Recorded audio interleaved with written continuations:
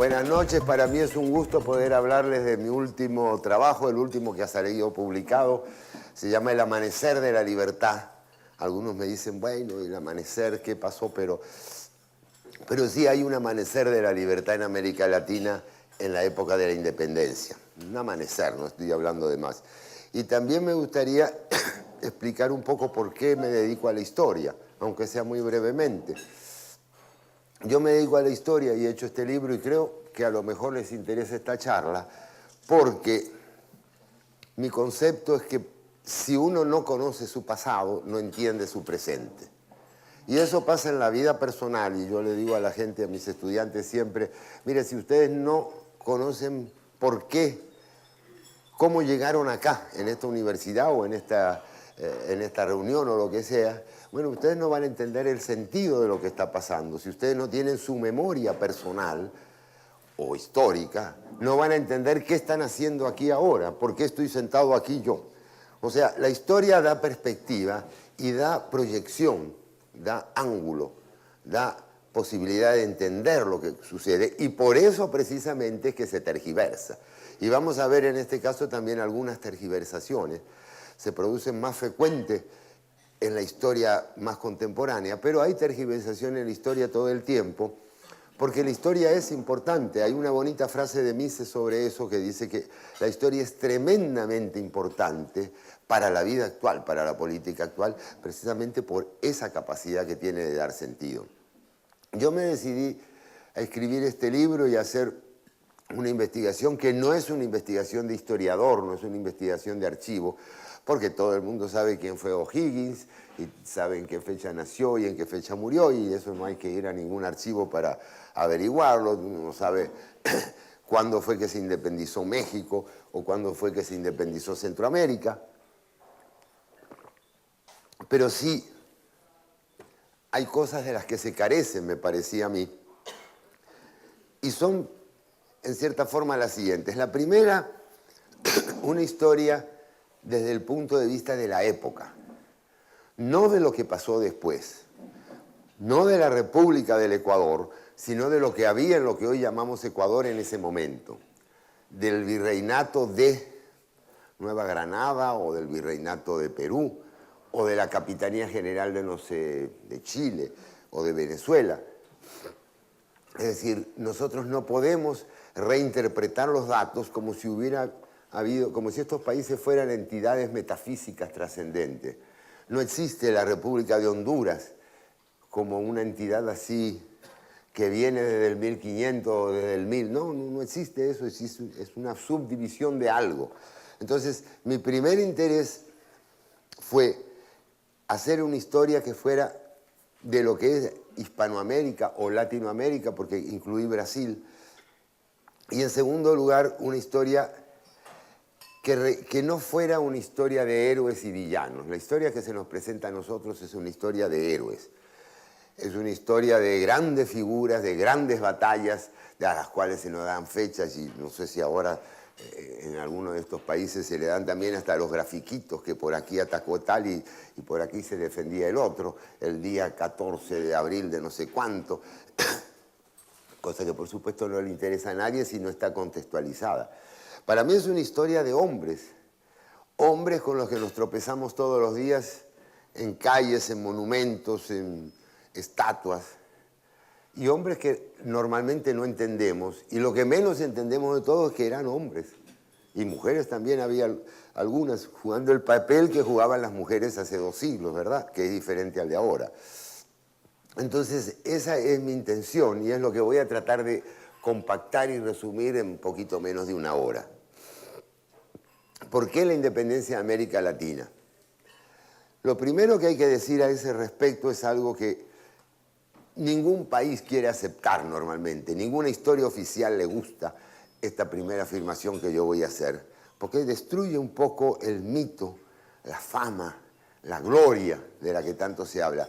La primera reflexión es que la independencia de nuestras naciones es una independencia que es disparada por una causa fortuita.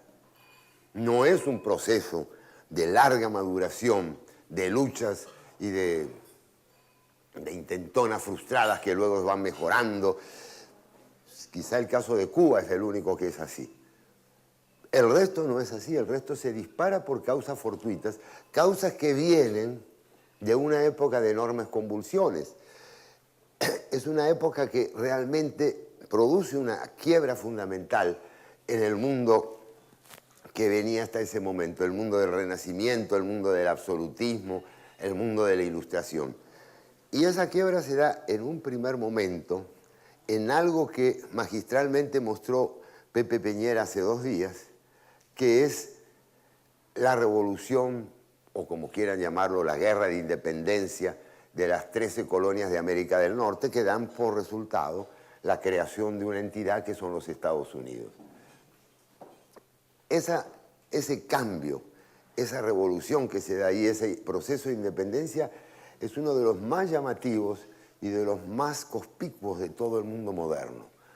Realmente es tan importante porque va a crear un modelo o una entidad política nueva que va a ser tan exitosa que es el modelo que todavía sigue casi toda la humanidad en este momento. No voy a extenderme en ese punto porque no tengo tiempo, pero realmente las 13 colonias lo que hacen es independizarse después de un largo proceso de maduración que incluye lo político, que incluye lo económico y que incluye lo militar, independizarse de la primera potencia del mundo. ¿Por qué lo hacen? Bueno, algunos dicen que es por lo de los impuestos, otros podrían decir que es porque han conseguido una fuerza, han percibido la capacidad militar que pueden llegar a tener, por la distancia, por la desatención, pero en todo caso lo hacen porque hay un proceso de maduración previa.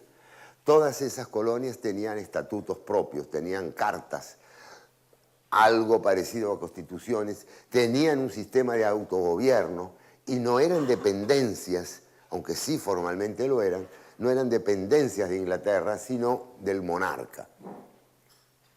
Y el monarca pues no intervenía directamente en ellas y esas colonias, bueno, tenían un personal, una gente que las dirigía, que aprendió las técnicas, las ideas, los problemas del autogobierno.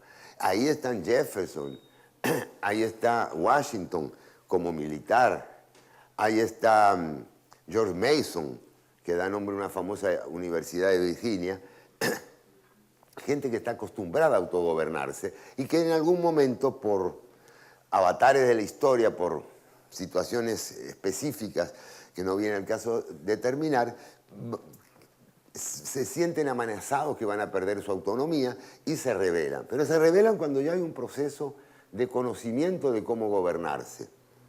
Después de ese fenómeno que se da entre una cosa y otra, entre las primeras manifestaciones de rebeldía que se dan antes de la declaración de la independencia y el final de la guerra y la nueva constitución, se da entre 1774 y 1790. Después de ese proceso, casi continuándolo, pero en un sentido muy diferente, se da la Revolución Francesa. De la Revolución Francesa, que es muy largo hablar, no vamos a hablar aquí nada, de la Revolución Francesa surge Napoleón. Y Napoleón va a tener una visión de conquistar finalmente toda la Europa. Esas conquistas de Napoleón van a llegar también al caso de la península ibérica y va a producirse una invasión de la península ibérica.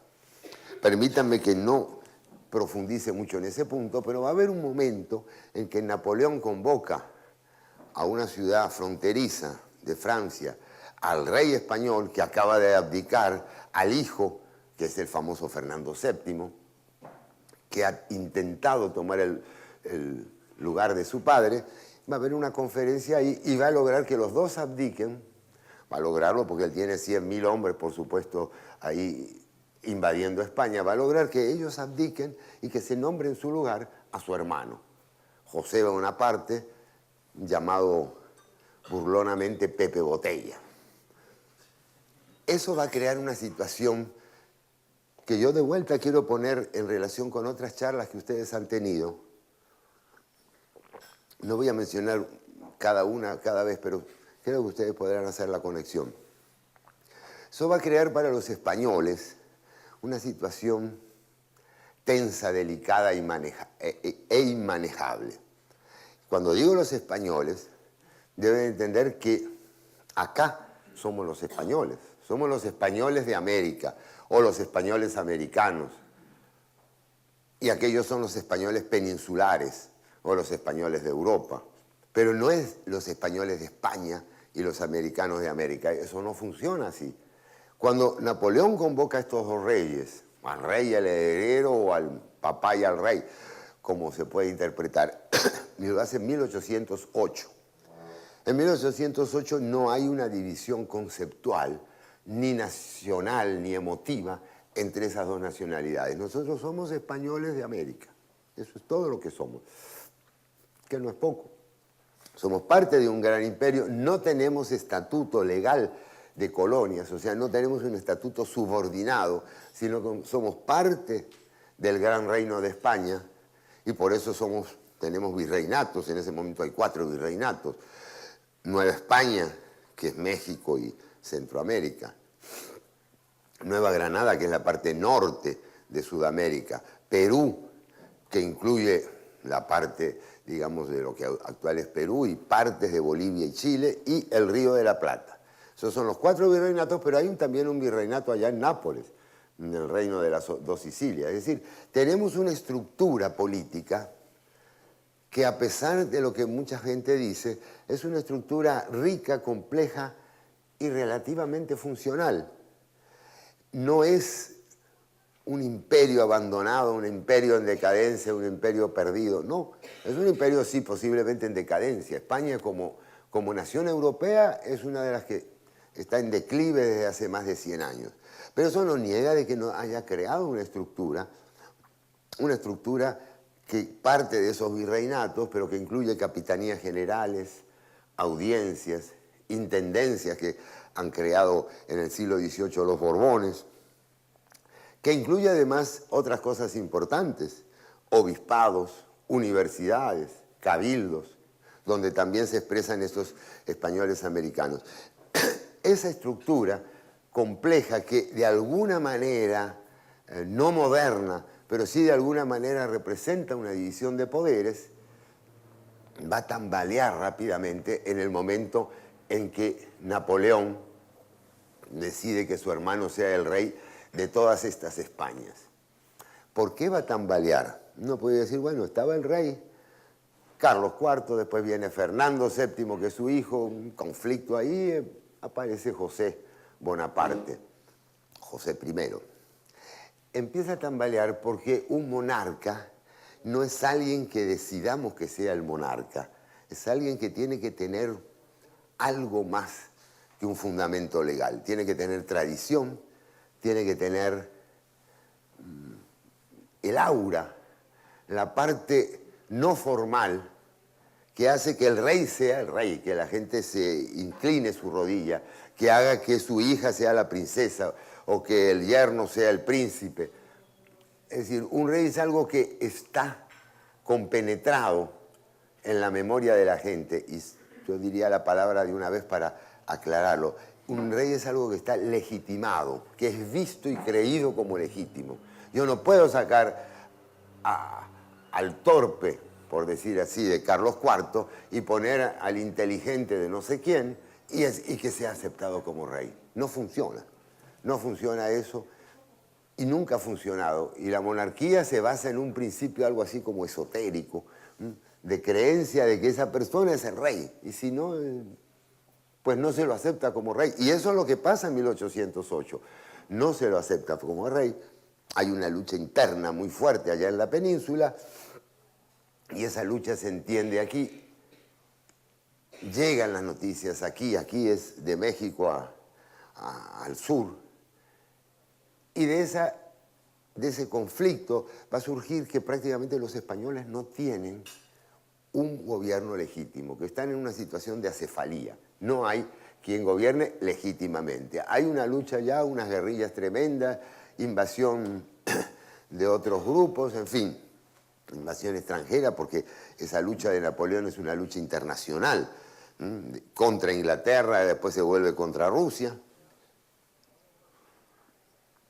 Perdónenme si omito muchos detalles, para eso estarán las preguntas en todo caso.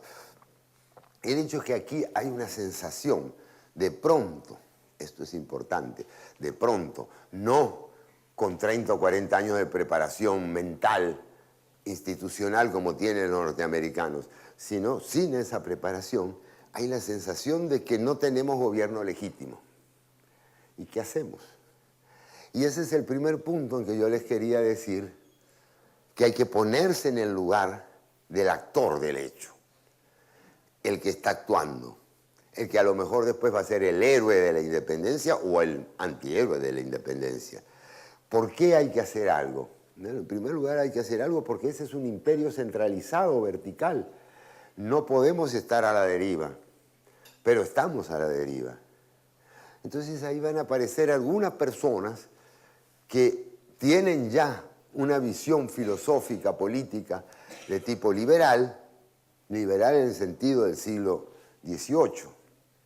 Personas que tienen lo que yo les decía en la charla que les di hace 2 días también, personas que tienen la idea de la igualdad ante la ley, la ruptura de todos esos privilegios, y que en este caso varios de ellos, o algunos de ellos, quieren poner en práctica esas ideas mediante la independencia. Pero va a surgir otras personas que no van a querer para nada la independencia, tan criollos y tan españoles o tan americanos como los demás. Ahí no hay mucha diferencia. Sí, hay una cierta tendencia a que los peninsulares, por supuesto, sean como más conservadores en ese sentido. Pero lo que van a pensar estas personas, lo que les va a pasar a estas personas es que van a tener un tremendo miedo de que ocurra lo que ocurrió en Francia. ¿Qué es lo que ocurrió en Francia? Bueno, no lo puedo detallar, pero la idea es muy clara y creo que todos la tenemos. La revolución se salió de las manos. De esa revolución que era para la libertad y la igualdad y la fraternidad, es un lema muy bonito, un poquito posterior. Es de esa actitud de decir vamos a ser todos libres e independientes y vamos a tener un gobierno de las leyes y de la nación francesa, se va a pasar rápidamente a una intolerancia cada vez mayor, se va a pasar a una especie de extremismo, si ustedes lo quieren, y se va a instaurar el reino del terror.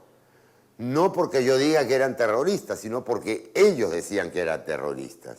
Es decir, la única manera de defender la libertad es mediante el terror, dice Robespierre y otra gente, digamos, del ala extrema. Y eso va a terminar, el terror va a significar pues muerte, guillotina, decenas de miles de muertos en total, algunos actos muy brutales, muy crueles. Va a terminar entonces con la prevención, el temor de muchas personas inteligentes, cultas, en la América Latina. En ese momento entonces va a haber, y esto es bien importante que lo veamos, entre 1809 y 1811 o 12 va a haber diversas reacciones frente a la situación de vacío de poder que se ha creado en la metrópoli. Va a haber algunos, como en Buenos Aires, en Chile, en Santiago, en Caracas, que van a decir, esta es la oportunidad para crear el reino de la libertad, que significa se abolieron los privilegios, se abolió toda discriminación, somos todos iguales ante la ley y además somos independientes, o bueno, vamos a ver si somos independientes. Pero ya en 1811 se declara independiente la República del Paraguay.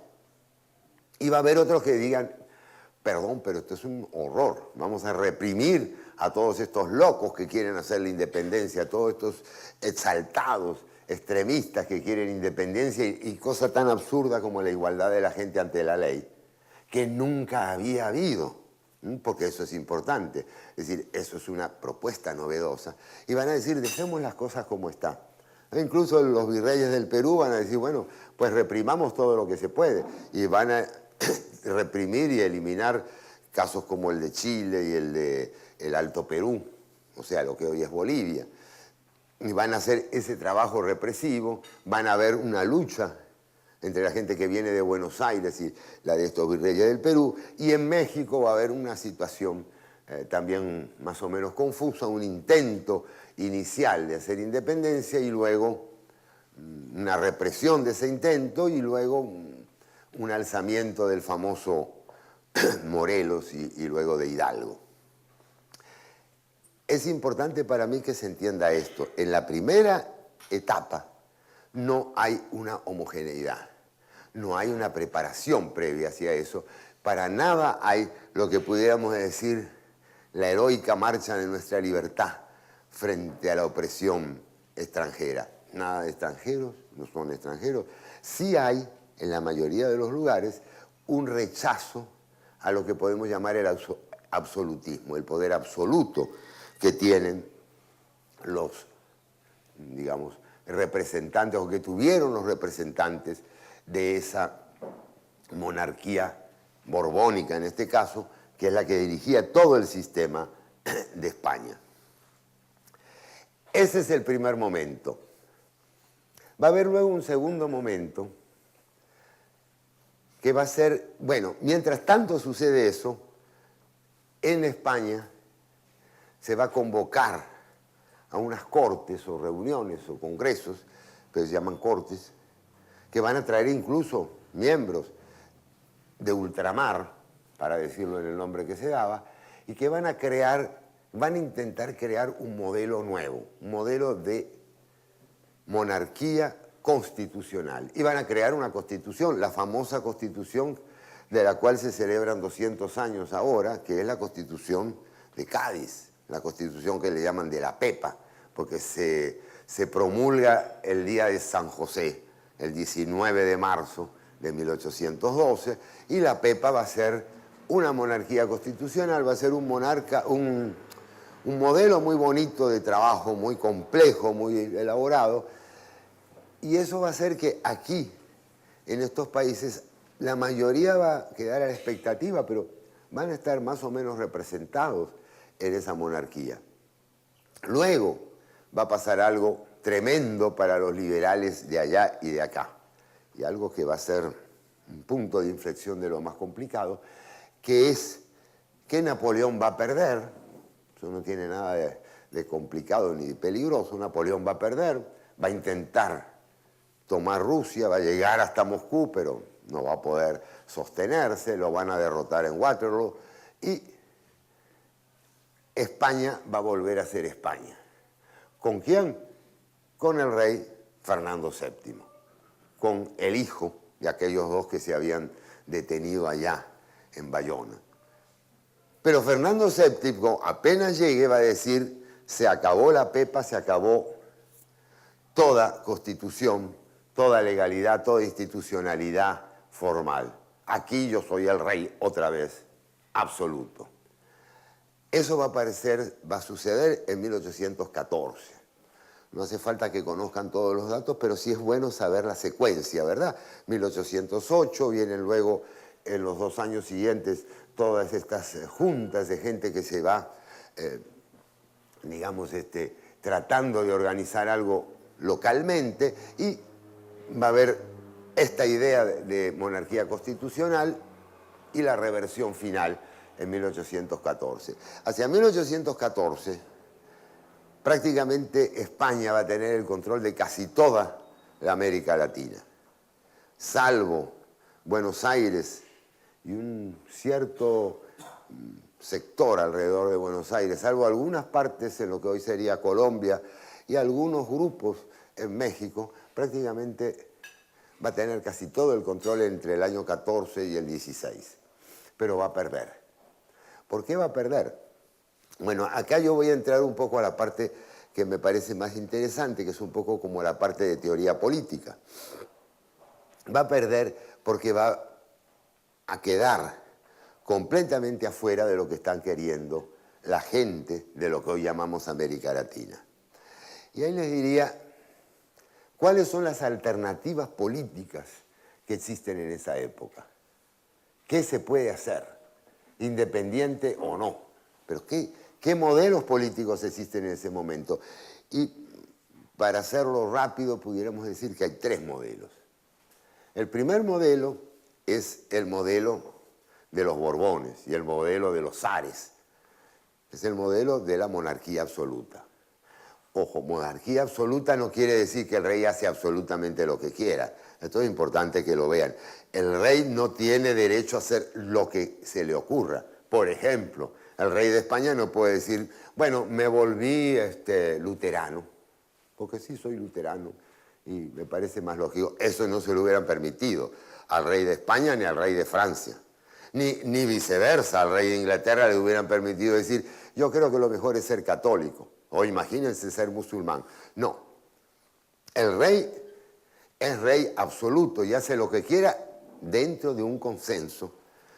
Acuérdense un poco de esas instituciones que se hablaban hoy esta mañana, que decía Walter Castro, de esas instituciones que no son las que son formales, que son un poco heredadas por la historia. Bueno, ese es el primer modelo, la monarquía absoluta. El segundo modelo lo traza Inglaterra.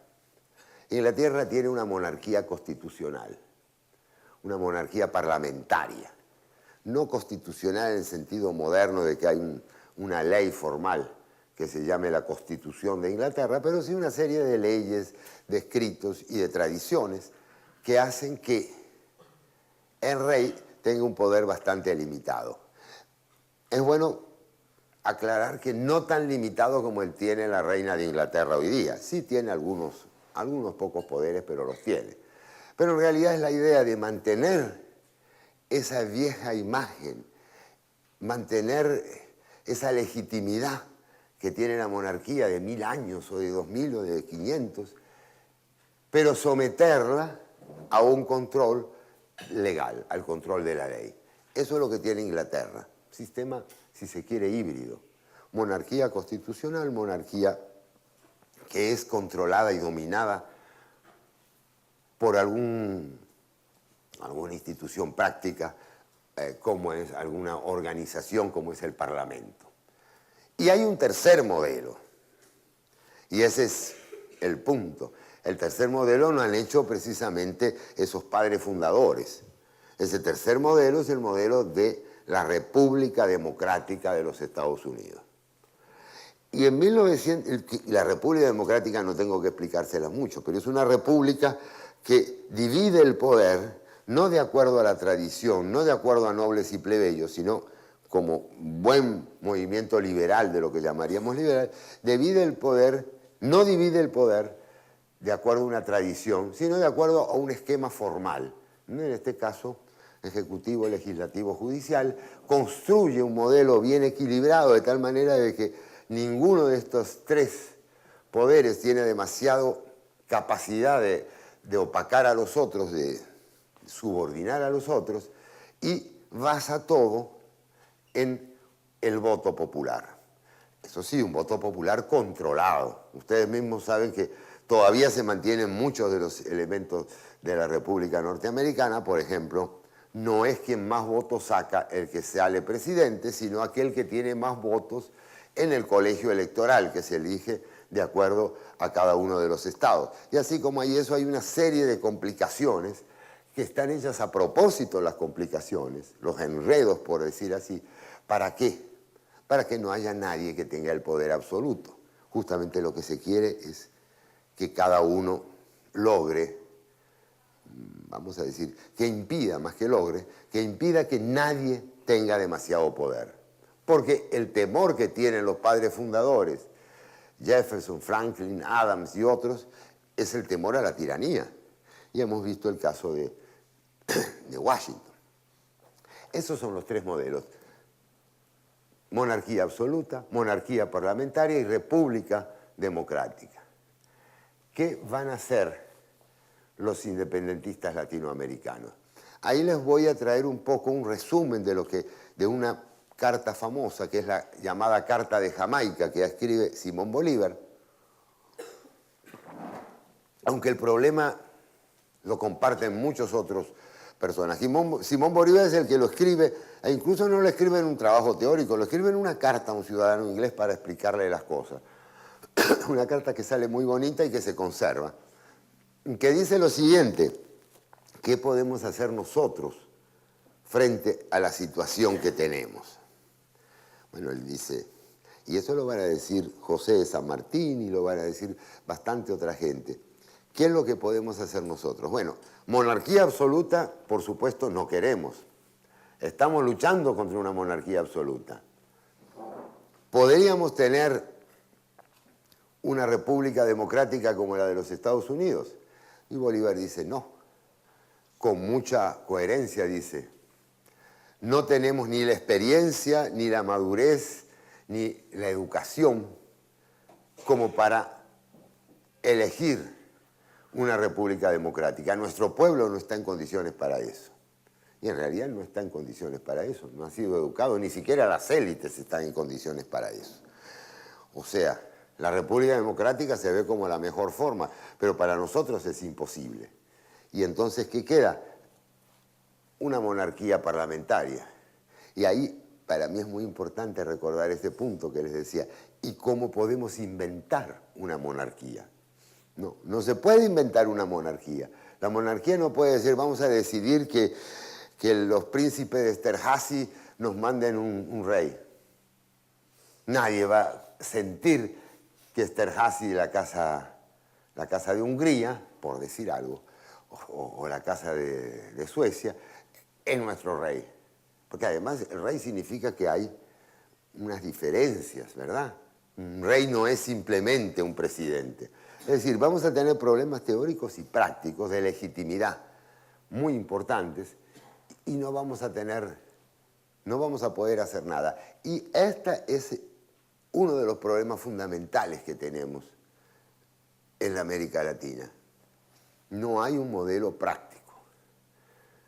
No podemos hacer una cosa, la otra cosa no da, la otra cosa es riesgosa, pues, ¿qué hacemos? Pero en la historia no se puede parar. Hay que seguir manteniendo el poder de alguien. Y si no es uno, es otro que lo asume. Ese va a ser un problema. Perdóname que yo voy a ir resumiendo un poco porque el tema es complejo.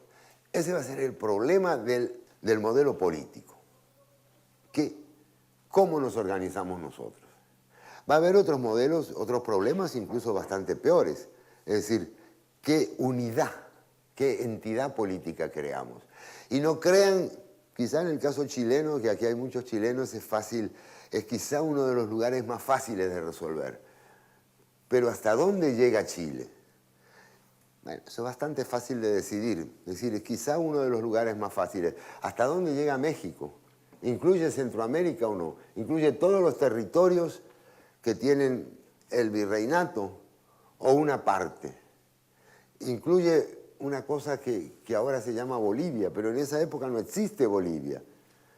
¿Eso es Perú o es Río de la Plata?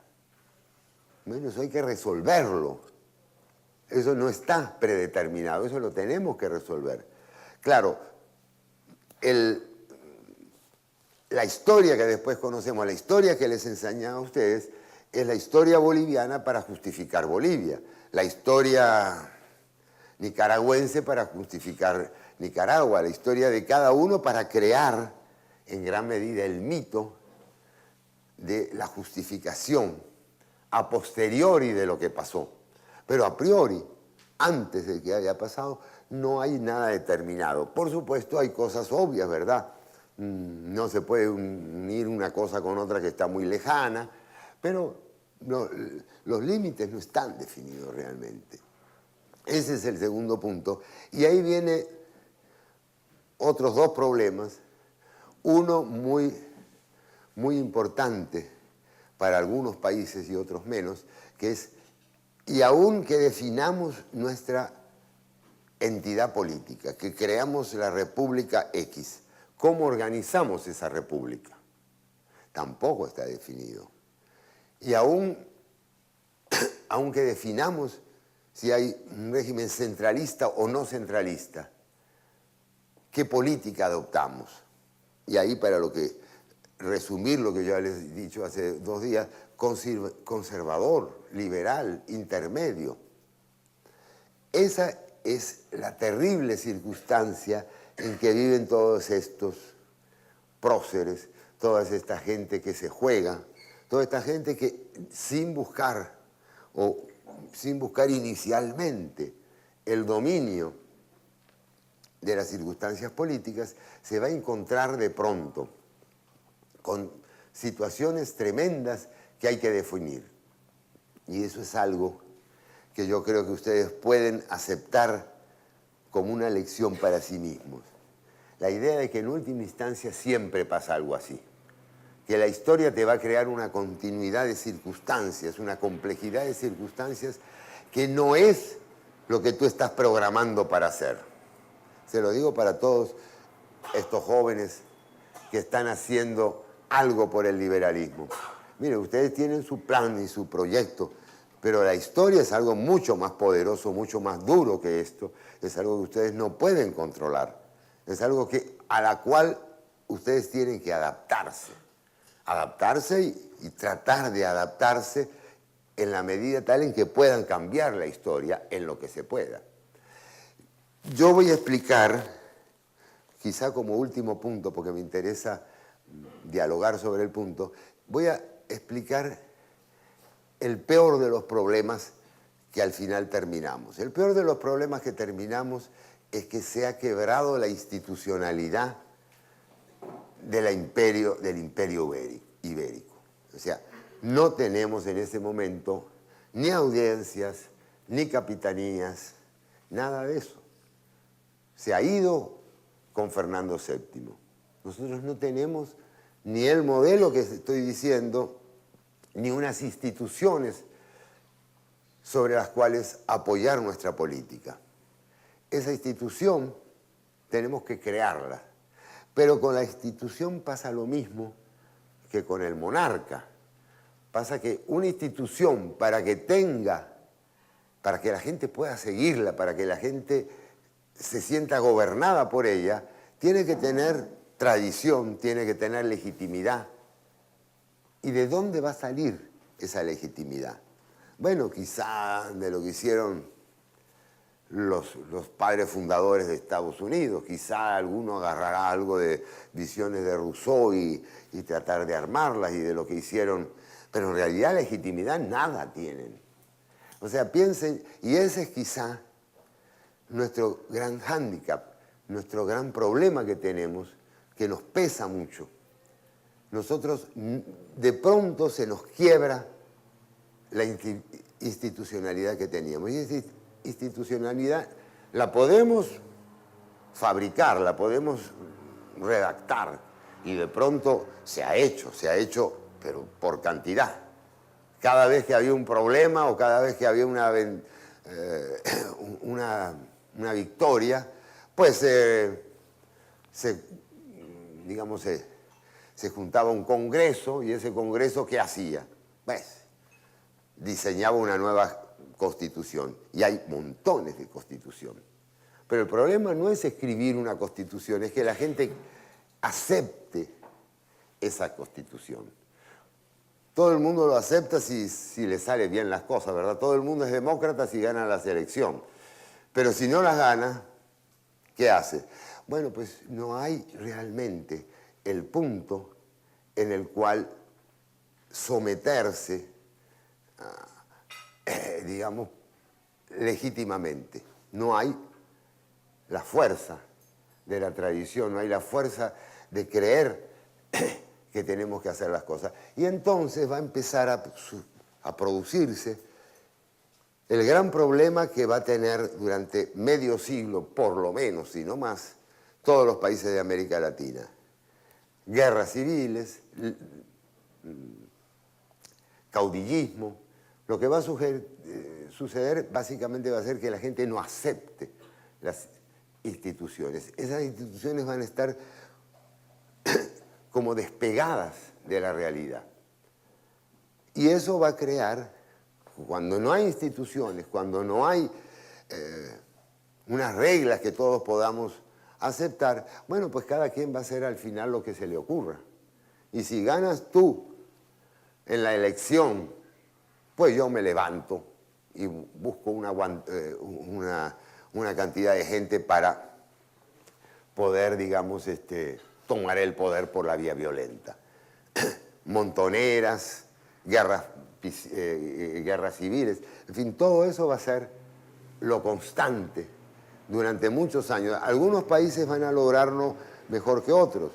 Chile quizá va a ser de los primeros, gracias a Diego Portales, que va a encontrar una fórmula de constitución, pero después de una guerra civil.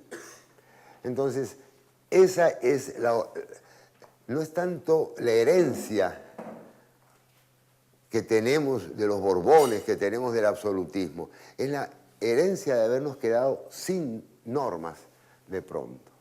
Y eso va a reconstituirse en un proceso que va a tardar en algunos países 30 y en otros 60 u 80. Y ese va a ser el hándicap con el que vamos a salir. Y yo, ya que veo la hora más o menos que estamos cercando para dejar un poquito más, yo diría que me gustaría terminar con una nota optimista. Aquellas instituciones, aquellas, no me atrevo a decir ni siquiera colonias, sino aquello que eran las capitanías,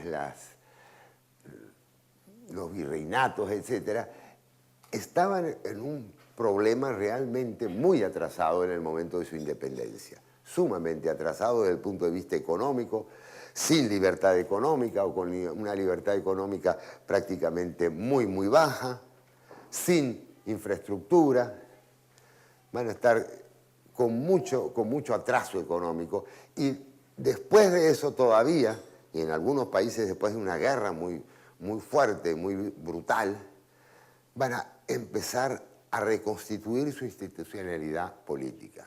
Entonces, por supuesto, hasta finales, o por lo menos la segunda mitad del siglo XIX, 1860, 70, 80, nuestros países van a estar en una situación económica sumamente atrasada.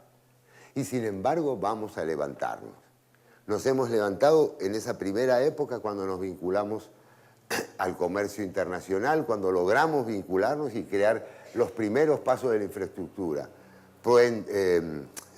puertos, ferrocarriles, etc. Vamos a pasar, bueno, aquí ya no puedo seguir, vamos a seguir por una serie de cambios, pero finalmente vamos a lograr entrar a la modernidad. Todavía no hemos resuelto todos esos problemas, yo creo que todavía en muchos países estamos lejos de compartir una institucionalidad razonable, sensata, que nos permita tener una vida política que no esté llena de violencia, pero de todas maneras, en este periodo hemos llegado bastante lejos. O sea, déjenme terminar con esa puntualización de tipo optimística y abrir el debate. Así que, preguntas, adelante. Digamos, por lo menos en Chile, a lo que se le suele llamar historiografía liberal, que no está necesariamente ligada a lo que es el liberalismo, digamos, en toda su corriente, tiene una visión evolucionista en la que, digamos, se dice que el fin de la historia es la formación del Estado-Nación en Latinoamérica y que prácticamente el colonialismo para atrás, eso es prehistórico. Pero eso cabe más bien dentro de lo que usted decía, de aquellas versiones nacionales que se dan de la historia, que para mí son falsos sentidos. Entonces, ¿qué propone usted para los que estamos interesados en la historia? ¿Qué necesitamos nosotros asumir ahora para darle un nuevo y genuino sentido liberal a la historia de nuestro continente y, en fin, universal? Mira, yo diría lo siguiente. En primer lugar, para ir a lo particular, es verdad, toda la historiografía que tenemos es una justificación, una deificación del Estado Nacional, lo cual es terriblemente peligroso. ¿Por qué es peligroso? Porque de ahí han surgido guerras, de ahí ha surgido la epopeya del héroe, y de ahí ha surgido no solo la epopeya del héroe, sino el dictador que justifica o que continúa lo que fue el héroe. O sea, no es nada neutro uno debe decir, bueno, pero ¿qué hay de malo que exista Chile o Colombia o Venezuela. Bueno, sí, hay algo de malo, hay algo, el culto a Bolívar, hay el culto, el desprecio aparentemente a todo lo español cuando éramos españoles. Yo no soy español, no tengo nada que ver con eso. O sea que en ese sentido es peligroso la idea de subordinar la historia a la creación o la fortificación del Estado Nacional. Pero hay otro problema peor para mí, que toda historia que está hecha para justificar el socialismo, el liberalismo, lo que ustedes quieran, es una historia que se ha debilitado de partida. Es una historia que está subordinada a otra cosa, y perdónenme que haga una comparación con la literatura. Digo perdónenme porque a lo mejor a ustedes les gustan, pero a mí me parece que cuando yo hago que la literatura quede subordinada a la política, ya sea realismo socialista, literatura de protesta o lo que sea, lo que estoy haciendo es subordinando intelectualmente a la literatura o a la historia. ¿Y qué es lo que surge al final de eso? Mala literatura, mala historia. La historia, estamos de acuerdo, no puede ser objetiva.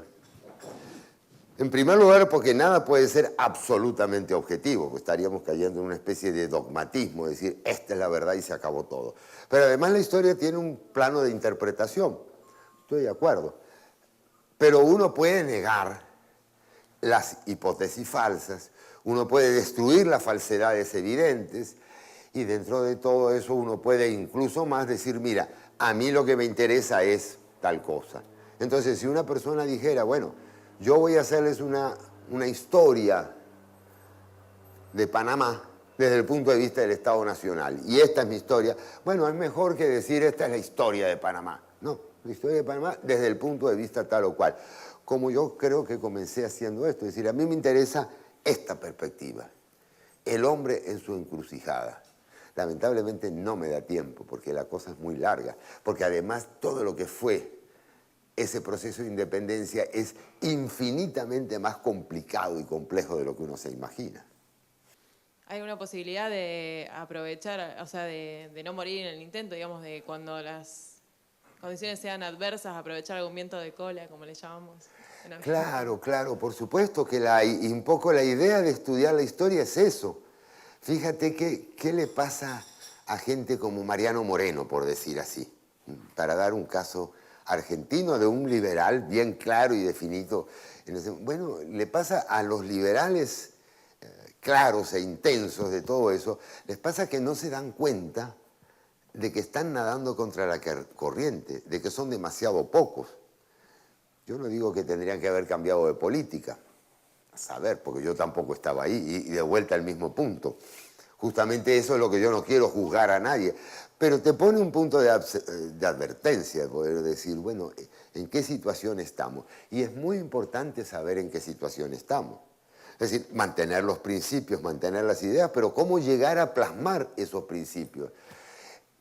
Es tan erróneo creer que estamos sujetos al pasado como creer lo contrario, que podemos cambiar el mundo a nuestro gusto. Más no se puede decir coherentemente. Es decir, no podemos ir al extremo de decir, no, porque este país es caudillista, porque los árabes cuando conquistaron España en el siglo VIII, pero espérate, y eran caudillistas. No, espérate, eso no puede ser verdad. Pasaron 800 años, hubo gente no caudillista, hubo épocas, países, lugares no caudillistas. O sea, no es que hay una conexión, esto no estamos hablando de química o electroquímica. Sí se puede cambiar y se cambió. No se puede cambiar de la nada. Sí hay gente que cambió muy profundamente. Pero si tú quieres hacer cambios profundos, tienes que saber utilizar el viento de cola, comprender finamente la situación. No es que tú te plantas y dices hay que hacer A y lo vamos a hacer A. No, porque la reacción de los demás es muy fuerte. Puedes quedar al margen, puedes quedar como una cosa, una especie marginal de pensadora. Si tú quieres transformarlo, bueno, ahí ya entramos en el terreno de la política, pero por lo menos la historia, si la conoces bien, bueno, te va a dar un poco del sentido de la situación actual. Y yo más le diría, para complementar el problema este de la objetividad, si tú quieres conocer bien lo que pasó, entendiendo que nunca vas a encontrar el teorema de no sé qué, que vas a encontrar siempre muchas interpretaciones, lo mejor que puedes hacer es hacer como los niños, que le cuentan una y otra vez el mismo cuento y los niños felices, ¿verdad? Cualquiera que ha tenido hijos sabe eso, que tú le puedes contar 20 veces el mismo cuento y los niños te vuelven a pedir que te cuenten el mismo cuento. Bueno, eso es lo que uno debe hacer, no perder el espíritu del niño. Vamos a leer otra vez la Revolución Francesa. Y encuentras otro libro sobre la Revolución Francesa y volvamos a leerlo. Yo digo la Revolución Francesa o puede ser, qué sé yo, la Revolución de Mayo en Argentina. Pero ese sería, no sé si está bien o quieres repreguntar. Delante tuvimos la discusión en una mesa del tema de Pinochet y la dictadura como imposición de un sistema liberal. ¿Fue necesario? Bueno. No, es que hay un problema filosófico. No, y no me estoy corriendo por el lado político, no es por el lado político. Por el lado político sí fue necesario. Ahí aclaro para que se quede todo claro. No, pero el problema es que hay cosas necesarias. ¿Cuál es la visión que tenemos de la historia? Entonces, tú en la historia, en realidad, no tienes derecho a juzgar a tus antepasados. Aunque a lo mejor yo sin querer lo juzgué en algún momento. No tienes derecho porque no estuviste ahí, no sentiste lo que pasaba. Y agrego sentiste, no entendiste. A lo mejor lo entendiste igual que ellos, pero no sentiste. ¿Qué pasaba en el momento, los 15 días antes del golpe de Pinochet? ¿Cómo se vivía en Chile? ¿Qué pensaba la gente? ¿Qué creía que iba a pasar? Y hay un punto interesantísimo. Todavía se discute, ¿Allende hubiera ido al comunismo totalitario o no? Eso no se puede resolver. Lo que sí podemos saber es, ¿pensaban los chilenos en septiembre de 1973 que Allende iba al comunismo totalitario? Eso sí se puede evaluar. Y eso es lo que decide la realidad. Entonces ni se justifica ni se deja de justificar, ni es necesario ni innecesario. No, eso es lo que pasa. Lo que pasa es que la gente pensó esto. Justo o injusto podemos discutirlo 100 años. Pero la gente en un momento dado, y el que trate de analizarlo así objetivamente, que es bastante más frío y más frialdad que lo otro, puede ver cómo fue cambiando mes por mes o semana por semana o día por día hasta llegar a esa fecha crucial. Pero yo sí puedo decir y puedo tratar de estudiarlo a fondo, qué pensaban los chilenos el 1 de septiembre de 1973. Y ahí con bastante fuerza, objetivamente, puedes decir si la gente pensaba que la cosa iba a terminar de esta manera. Y hay como una masa crítica, ¿verdad? Alguna gente pensó eso en septiembre de 1970, que trató de impedir que Allende asumiera. Y otra gente se dio cuenta después en el 71, y otra gente lo pensó en el 72. Hay una masa crítica, hay un momento dado que hay un estado de opinión que dice, esto no se aguanta más. Hay un caso más fácil porque tiene menos problema moral o político. Ahí el caso del golpe que le dieron a María Estela Isabelita, la esposa de Perón, la tercera esposa de Perón. Pero prácticamente, y en eso sí pueden hacer un ejercicio muy sencillo. Vayan a las hemerotecas y vean qué decía la gente. Bueno, el caso de María Estela era lapidario. Eso no era un gobierno, eso era una payasada, nadie lo quería, nadie... Es decir, prácticamente todos los argentinos, incluyendo Balbín, incluyendo mucha gente, decían, hay que dar el golpe. ¿Cuándo viene el golpe?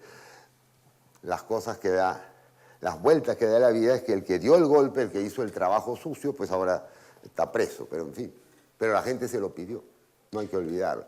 Ahora, es decir, hay que hacer un esfuerzo para tratar de tratar esto con cierta frialdad.